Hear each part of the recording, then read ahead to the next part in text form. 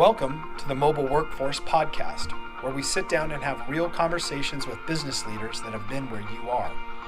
During these interviews, we'll dive into what it takes to improve systems and champion processes that maximize performance.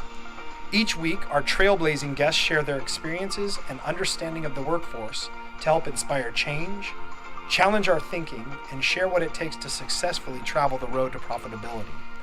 Now here's our host, co-founder and chief evangelist of About Time and WorkMax, Mike Merrill. Hello and welcome to the Mobile Workforce Podcast. I'm your host, Mike Merrill, and we are sitting down today with Tony Booth, a contractor coach and the host of the Contracting Coachcast podcast. If you haven't checked out his podcast in the past, you really should. Tony's full of a lot of wisdom and a lot of practical tips for the construction industry. Welcome, Tony, and we are so glad to have you here with us today. Mike, I'm excited to be here with you as well. Thank you for inviting me on your show, and look forward to having a great discussion today. Awesome. Well, thank you. So first of all, I am curious. Tell me what drove you to become a coach? Well, I was, through the years, I started in business as a small business. We had a family-owned business, worked in that small business, and we thought we knew what we were doing, and we were, kind of doing our thing. Later in my career, that business closed down due to recession or secession problems, and I ended up working for, one of the large businesses out there, for Skanska for a while, and getting into that environment and seeing the processes and procedures and all the things they did differently, it just made me realize, wow, what if I could have had this when I was running my small business? What if I had done just a small fraction of these things? How much stronger would that business have been?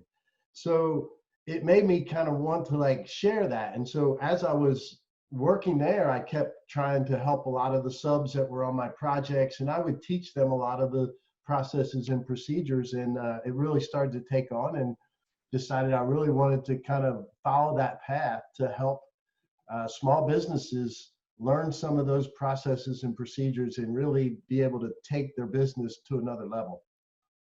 Wow, well, I admire that passion that you have, and there's nothing like a good mentor or coach out there for sure.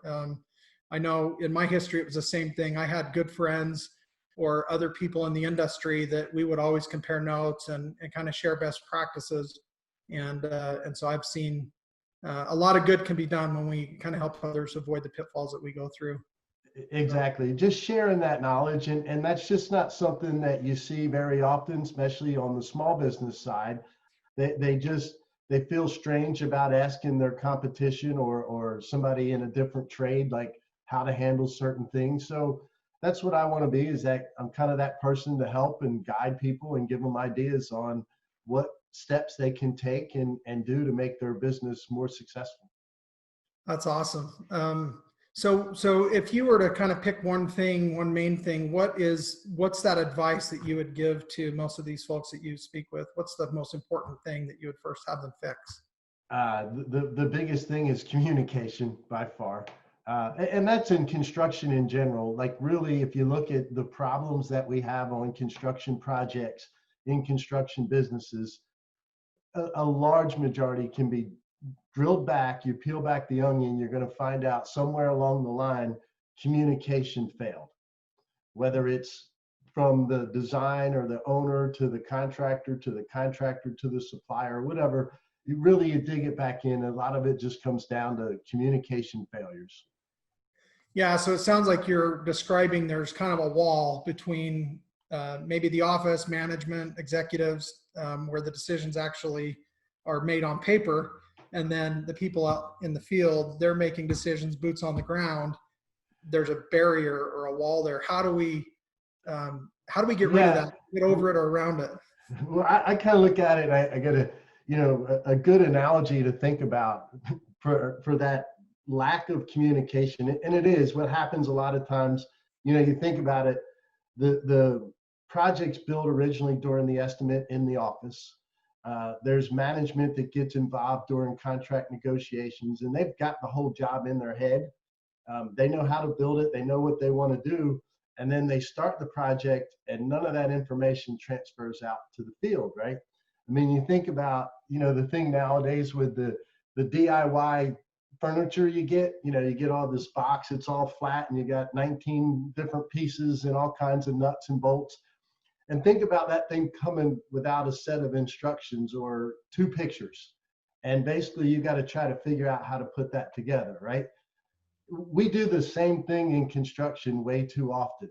Maybe not to the extreme of no directions or no instructions, but we give very limited instructions out to the field. That engineer that designed that piece of furniture and that manufacturer, they know exactly how it should go together and what piece goes first. But if they don't give us that when we get it in our house, it will take us forever to figure it out. And we do the same in construction, right? We got a set of plans. We have an idea how we're going to build it in the office, and then we ship a crew out and tell them to start framing something or start installing countertops. But nobody told them, step by step. And while these guys are seasoned professionals out in the field, we know that it doesn't hurt for them to have good guidance to do their work. Oh, wow. Sage advice. I'm thinking back to my days as a framer, and I remember so many times that we would frame a wall normally the way that we would do it. And then, you turn one more page over on the blueprints and there's a very specific nailing pattern or something that you had to do different. And those things get missed often because people don't read the plans. Right. And the bad thing is somebody in your organization probably saw that nailing pattern at some point before you ever got out there to install that wall. Right. Yeah. The estimator already carried an extra, couple man hours because we knew we had to double the framing in that area and everything else, but it never made it to the field. And now we're going back and adding stuff or changing stuff. Yeah, so we're back to that communication thing that you'd mentioned earlier. So how do we have better quality communication between the field and the office to address those things so they don't become a problem? Well, it starts, to me, that's a whole cultural thing of the organization. One of the things I see a lot of people try to do is they think they're going to fix it with some software, right? I am a full-on component of the best communication software and platforms and project management. But if you don't use those tools, what good are they? Somebody's got a Slack in their organization, but there's no communication going on in their Slack channels. It's like, what good is it? It's a great tool, but you have to use it. So it really starts in the management, and the leadership. It's got to kind of start from the top down. The top leadership has to be good communicators, and they have to get that through. And they also have to be ready to take it from the bottom up, get that feedback. I always try to tell all my listeners and my clients, we've got to go solicit feedback. As a leader, your job is to learn how to listen, right? Like that's just as important as guiding someone, is understanding, is that communication going through right, and are we getting feedback? Yeah, that's great advice. I know I always say the best leaders are actually also wonderful followers. Mm-hmm. We have to follow in order to lead.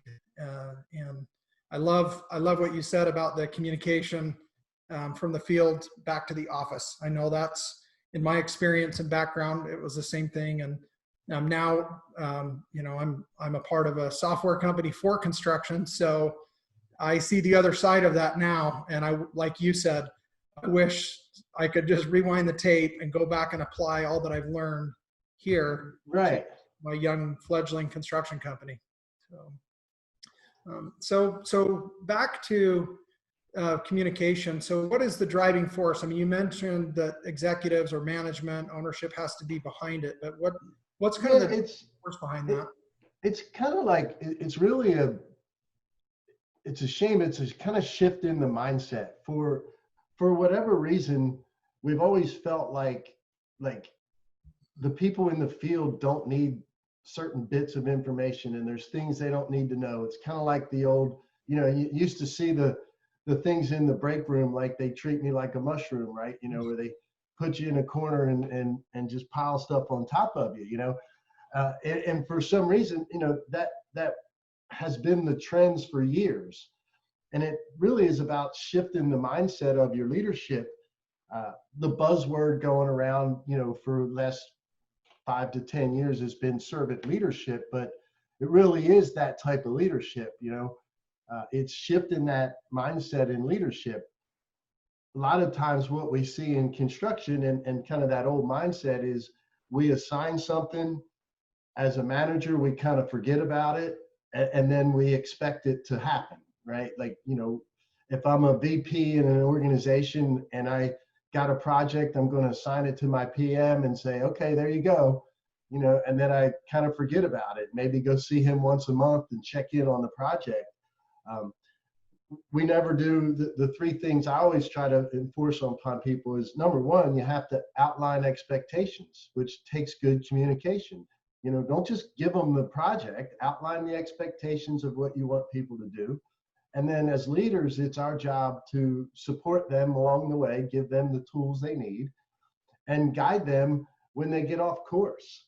I always used to have a thing on with all my guys that I ran, and everything was simplified. The PM's role on a project was to put the tools in the toolbox, right? Like our thing was, we ran, the PM managed paperwork and stuff like that, and we had a superintendent that was in charge of getting stuff done. And used to tell all my PMs, your number one priority is making sure that superintendent has the tools and information he needs to get the work done. Because if we're not getting work done, it doesn't matter what we're doing. We're not making money, right? We're not making our clients happy. We're not doing anything if we're not putting our product together. And so it's that servant kind of way of looking at things and shifting that mindset that really drives that whole communication.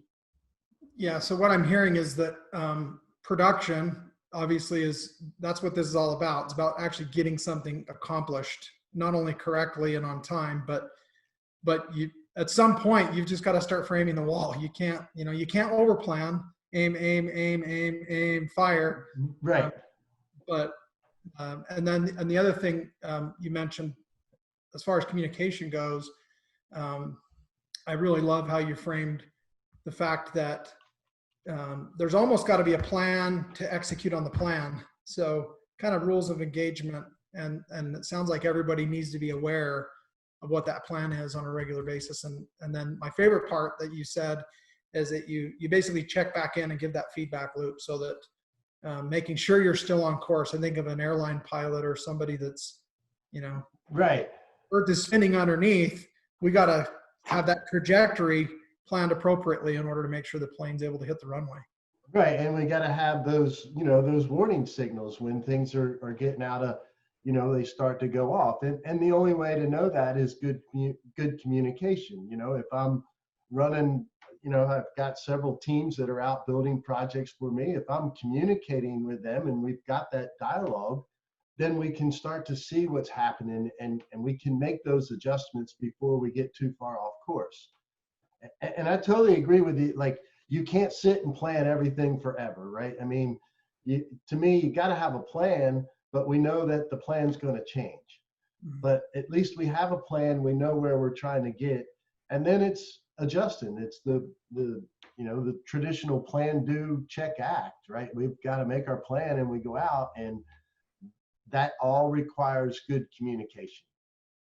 Yeah, and I, like you, I'm a proponent of software and systems to help manage those things. Those can, if you've got good systems and good software, you really can keep people on the same page all the time, or daily at least.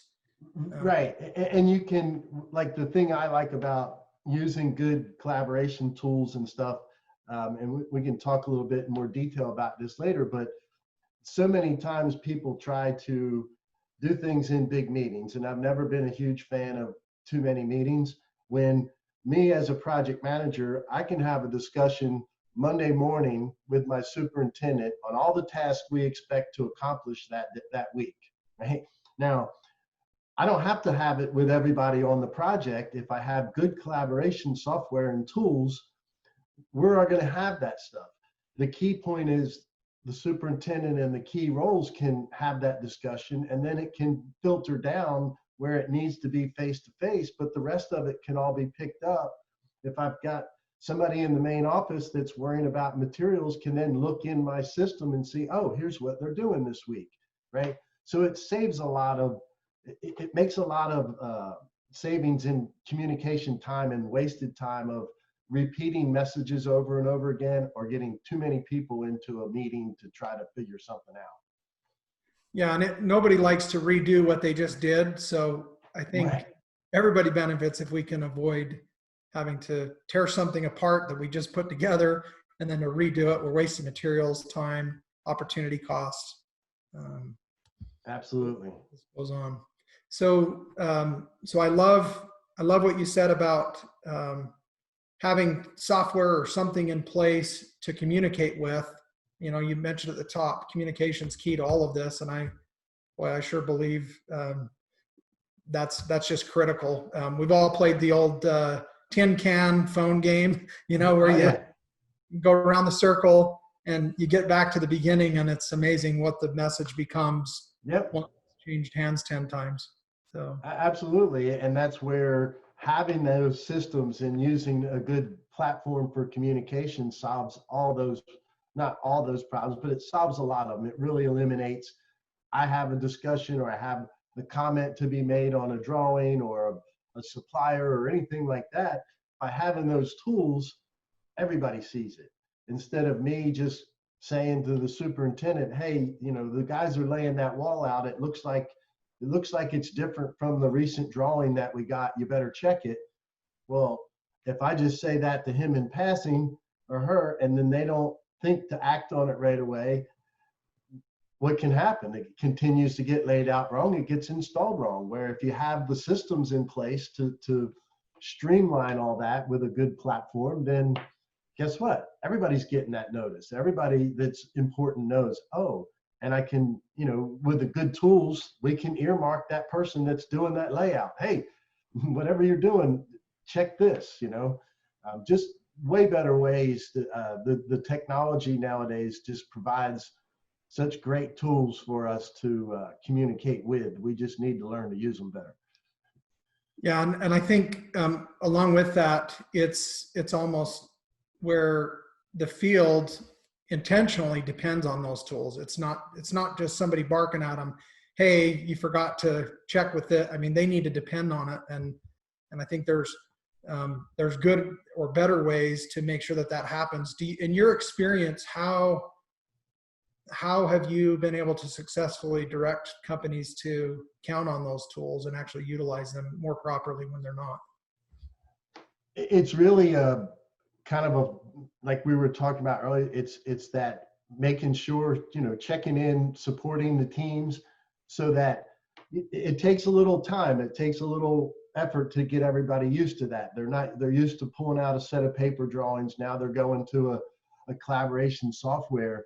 So in the beginning, it takes a lot of, like I tell people, sometimes you have to micromanage a little bit in the beginning as you're adapting something like this. And, you know, keep an eye on your teams and remind them, hey, you know, you sent that email the other day, but that email, that conversation should have been inside the platform, right? You know, or I know you called me about this the other day, but you didn't follow up inside the platform. You calling me doesn't let the whole team know.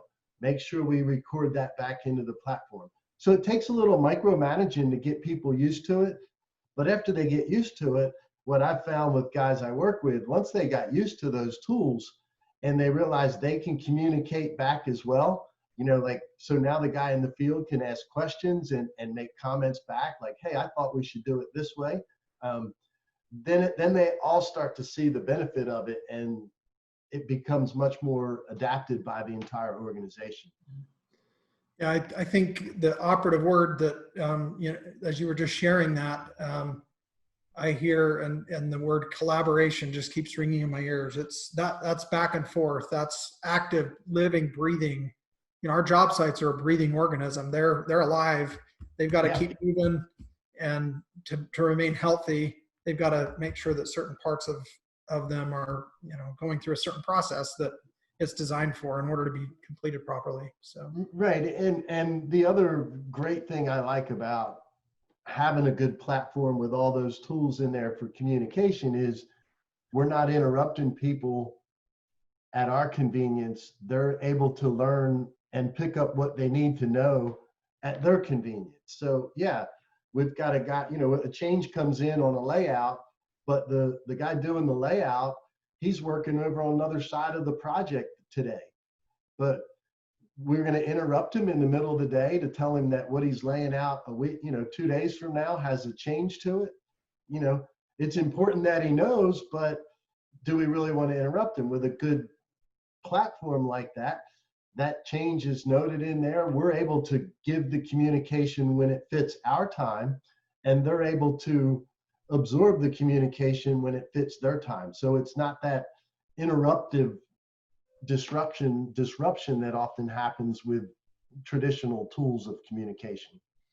Yeah, you've used the word platform a lot, which I love also, because to me that means it's a common place where multiple people can interact and share information. Paper is not a platform. No. Excel really isn't a platform either. It's not. It's just a piece of paper that's been digitized. I mean, same thing, emails, it's just mail delivered a different way. It's still not, there's nothing collaborative. There's no platform there. We're not, it's me sending something to you, you sending something to me, not us collaborating on anything. Yeah, and how often do we get a read receipt or I see you read but that doesn't mean they understood it, digested it, acted on it.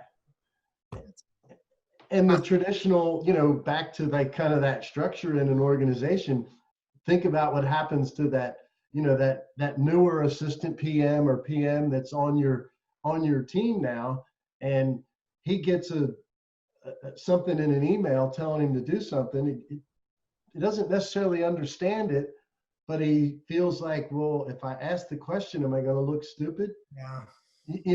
And so when it's in email, you feel like you got to be more strict in your communications, where if it's a nice platform, then it can be easier to kind of talk back and forth, and it just makes for a better way of communicating, because we feel like we're there together. Yeah, back to the paper and spreadsheet idea. I'm part of an organization, About Time Technologies. It's something that we do, also collect data digitally. And I know often when I'm speaking or doing webinars or meeting with customers, something that comes to mind for me is when we have tools, technology tools that are a platform where multiple people have access and visibility, you can manage data, not drama. And so there's nothing to talk about. I have the data in front of me. I already know, you already know.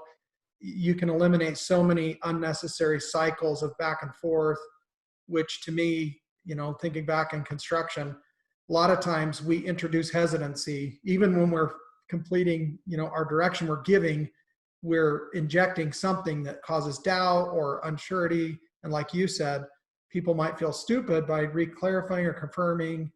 And so sometimes we can over-communicate using ineffective tools. Right. Yeah, exactly. And that's, I often tell people that you can't push that limit. You'll probably never over-communicate, but you can if you're not doing it effectively and you're not doing it the right way. I don't agree with micromanaging whatsoever. If I have to micromanage if you have to micromanage someone, then you're not getting that benefit of having someone there that can be productive. But we have to communicate with them, and instead of communicating directions, we communicate expectations and then give our support and follow up. Right? That's how you build self-sustaining teams, and that's how you have crews that go out in the field, and the minute they hit a problem, they're coming right to you. Hey, I got this problem. Because they feel like there's that open communication and ability to communicate on things, not this feeling like, oh, okay, you gave me this problem, and I guess it's my job to solve it, right? Like, you couldn't help me here, kind of thing, So I'm hearing an effective feedback loop, or a process that's established to communicate that. Yeah, absolutely. And as leaders, for everybody out there, whether you're the crew lead, whatever position you're at, when you have people that work for you, one of your first things to do is learn to listen to their feedback, and be collaborative with that. I remember early on in my career looking at, on a job when I was real young, and the superintendent's telling us to do things a certain way. And I'm asking, why couldn't we do this instead? And his immediate answer was, because I told you to do it the other way, right? Like, that's not good collaboration, right? Right. Maybe if he'd have listened to me, I don't know if I had a good idea. I just remember him like just shutting everybody down. My idea might have been stupid, but at the same time, it might have been good. And combined with his knowledge, we might have found a new way to increase productivity by 10% or 20%, or eliminate errors, right? I mean, the people in the field have a lot of knowledge that we don't tap well enough, in my opinion. I mean, there's just, we way too often think that they really don't understand, but they do. And the more we allow them to know what's going on, the better they understand. So they're really, that's the other thing that I've learned over the years. I wish I would have learned it earlier in my construction career, but those people with boots on the ground, with the hammer or whatever tool, operating the backhoe, they are running your business. Absolutely. So they are your business. They are the ones. It doesn't matter how good you are back in the office, or how good you are going to meet your client. It's those frontline people that are making a difference in your business. I mean, without them, we don't get anything done. Well, it's like, in sales, we say, nothing happens till somebody sells something. Well, in construction, it's the same. Till somebody builds something, Right. there's no money. There's nothing. Just expense, right? Uh-huh. No, exactly. So with, there's a few things that you talked about there that I really liked, on the communication side. What processes or tools or methods have you seen be effective for communicating from the field to the office? Okay, so the most effective thing that I've taught a lot of people to do, excuse me, I call them drop-ins. Comes from an old book I read years ago, Management by Walking Around. And it's really about, as a leader, manager, and even crew leads, like, this applies to anybody. If you have people that you're directing their performance and their work, we've got to walk around and we've got to be out there and see how they're doing. And we got to drop in and just talk to them, not drop in to give directions, but spend 5 minutes with your laborer that you've got assigned to cleaning out the job site. It's Friday afternoon. We want to get the job site clean. So you've got a laborer. He's out there doing that. Stop in and see him. Stop by, just drop by, talk to him a little bit. How's it going? Right? He might say, hey, it's going great, but if I had a wheelbarrow that I could carry with me, I could get this done in half the time. You never know what you find out. Or they might tell you something about what what their perception is of the business, or something that they've overheard. That's how we get good feedback. So as a manager leader, sometimes we got to take that kind of production blindfolds off, right? The blinders that kind of get us focused on, why is he not working hard enough, or why is she not doing this right? Sometimes we got to take those off and just, be human and speak to our people and just open up for feedback. Yeah, I love that. I think that's great advice for anybody running a business, not just construction. Right. In our software business, same thing. It's boots on the ground, and I think too, to your point, if that's the exception or that's weird, that what's he doing on the job site, and everybody puckers and it's nervous. That's not good either, right? Exactly. And I've I've had to have that conversation with many of my clients when we talk about it. They're like, oh, well, when I show up on the job, the guys like seem to scatter and go to work, and everything seems to go a certain way, and it's like they feel awkward talking to me. I said, yeah, that's a key indicator that you have a communication problem in your organization. I said, if those people don't feel like they can come talk to you about anything, then you're not getting all the information you should be getting.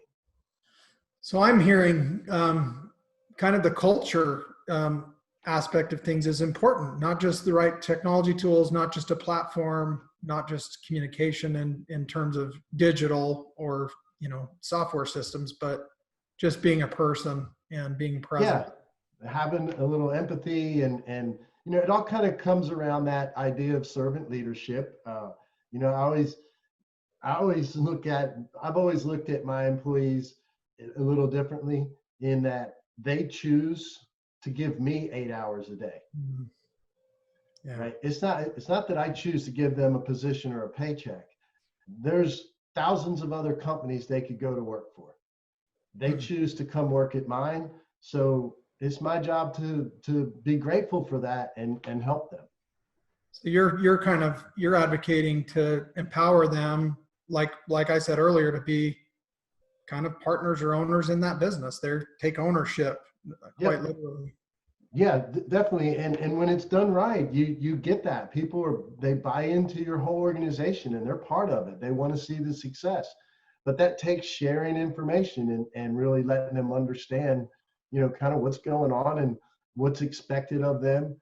Why do we do what we do? Why is it important that when we write that email to the client, we're very, we follow certain guidelines? Why is it important when we turn an invoice in that it's done a certain way? All those things have meaning to the leaders.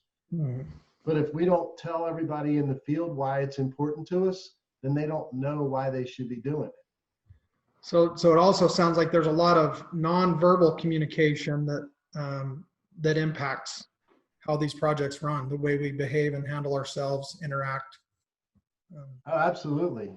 You think with the people that are on the projects, with the people that are going by the projects, the clients, the suppliers, they all pick up on our cues of how we manage our project and how we communicate.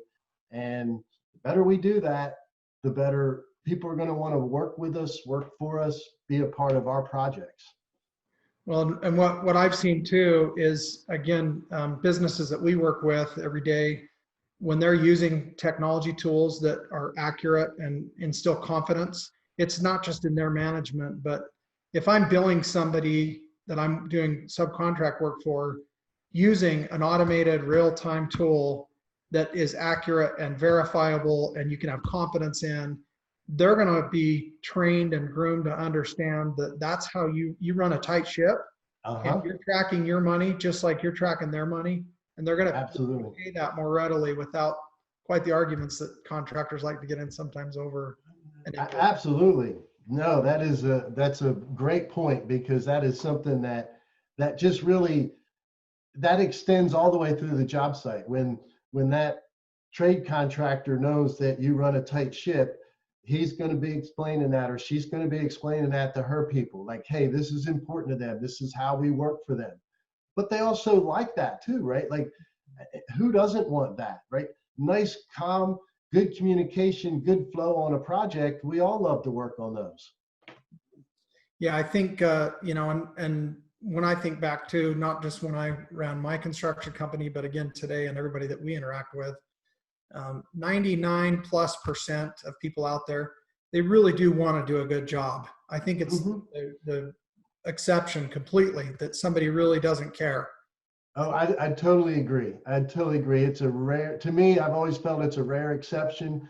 And I've always looked at it, again, another little way I always looked at my people was, if they're not performing up to par, then it's probably something I haven't done well enough yet. And I'm going to give them the initial benefit of the doubt, and I'm going to pay a little more attention and work with them. Now, you're right. There's that 0.1 or that 1% out there that's maybe not improving. Maybe they're not a fit for your organization, but don't immediately wipe them out, write them off because they're not living up to maybe expectations we didn't communicate well enough with them. Well, and I think too, peer pressure works all kinds of different ways. There's negative peer pressure, and then there's positive peer pressure. And I saw this. I worked on crews, or I worked with people that were very hard, diligent workers, and then I worked with other people that they were happy to go down and sweep out the boss's shop and kind of do busy work because they didn't like getting in and working hard necessarily all the time. So that culture of wanting to work hard, wanting to be diligent, wanting to do a good job is also, I think it's pervasive, where you can elevate the level of the whole crew by just having that kind of culture from your leadership in the field. Absolutely. Totally agree. So again, you've been at this for a long time. I listened to a few of your podcast episodes. You've got over 1,600 of them. So wow. How has that changed your perspective over the course of years that you've been doing this? What's different for you today than maybe when you started? I would say I'm more excited about where things can go, because the more I've spent time learning more about construction, learning more about leadership, about people, and, because I can't be a good coach if I'm not a good study, right? So the more I've learned that and the more advancements I've made myself, I guess I'm much more optimistic about abilities to change, about the future, and know that we really can make a difference in construction, and it really can move forward. As much as people sometimes think it's kind of stuck in the Stone Age, I totally disagree. And it's definitely shifting a lot and going to shift a lot more. Yeah, like you, I'm very excited about the tools that we have today. I'm sure you remember, like I do, before cell phones existed in construction, and that was a whole different animal than what. Oh yeah. So having said that, as I think back, and as we kind of wrap up a little bit here, what if you've got some sort of hack or superpower or something that you've kind of really been able to develop over this history of yours, what is your secret sauce if you have one?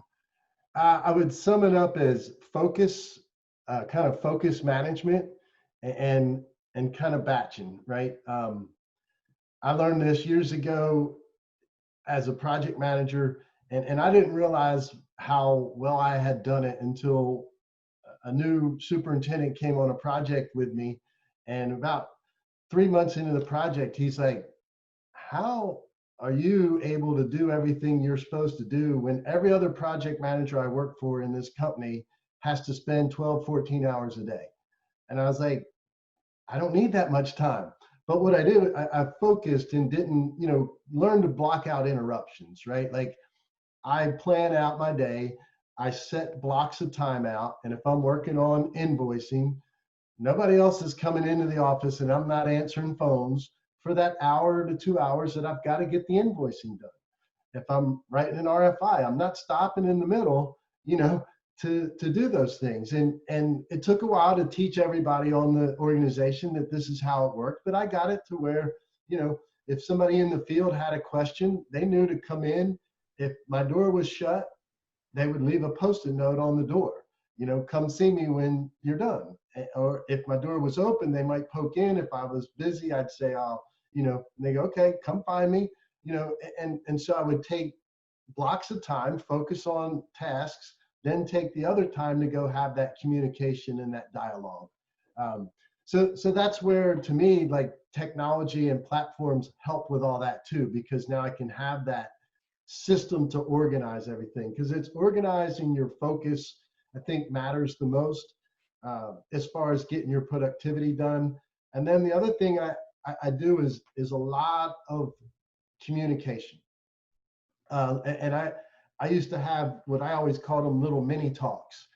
And basically every day there was a different topic that I would discuss with my superintendent, so that we weren't wasting each other's time for an hour going through everything on the project.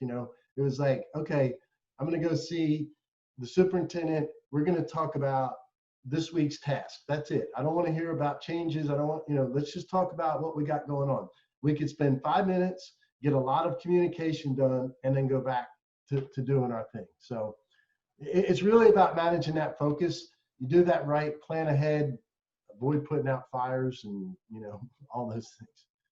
I love that. Great advice. So what I'm hearing is the coach calls a huddle, right? Yeah, absolutely. Yeah. That's a great way to put it. A huddle. That is absolutely those are the things I always like to do is little huddles. We don't need the entire team. Right. That's perfect. You don't need the entire team. You need the people that are about to execute the play. That's all you need. 2-minute, 5-minute huddle, boom, off we go. Yeah, and the past downs don't matter. You've got the next one you got to focus on. So it's always about moving forward up the field on your projects, and so that's fantastic.